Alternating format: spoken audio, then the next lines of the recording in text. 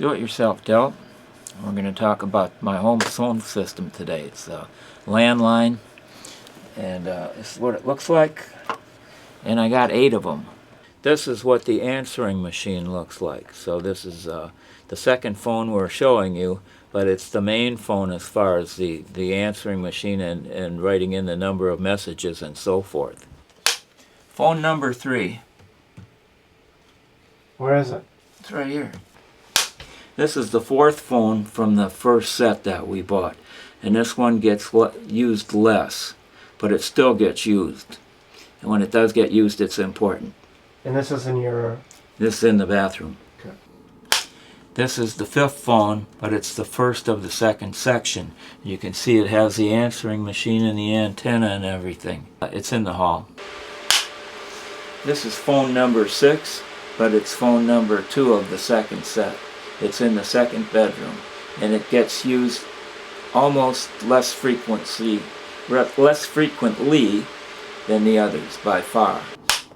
This is phone number 7, and it's in the kitchen, and it gets used quite frequently. This is the phone that gets used in the garage, and it gets used very seldomly.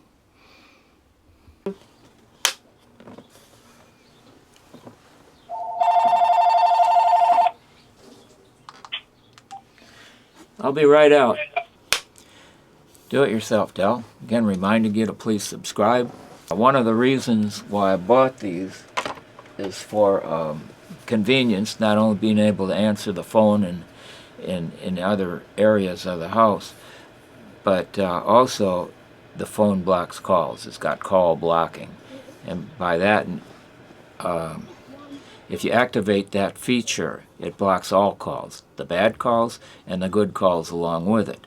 However, there is a solution. They allow you a directory of 50 calls that will flow through the system and get allowed to be picked up.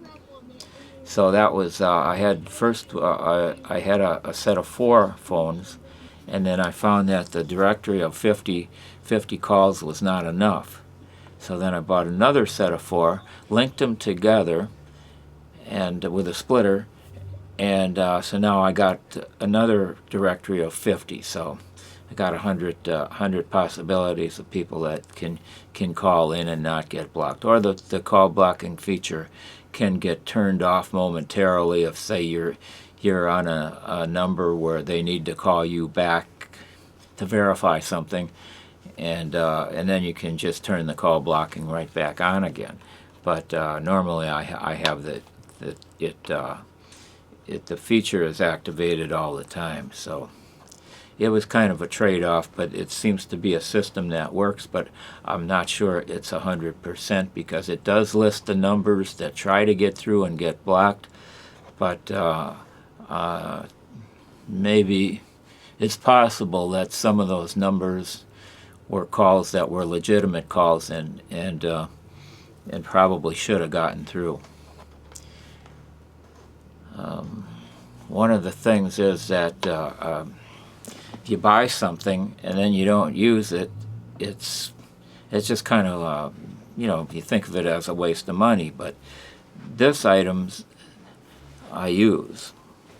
Even have one in the garage, and so I'm thinking it's again comes back to that same old common denominator with a lot of our videos.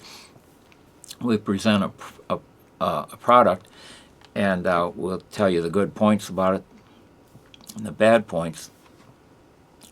But there again, it boils down sometimes to the cost of products versus the convenience. So this way, we're just trying to help you out.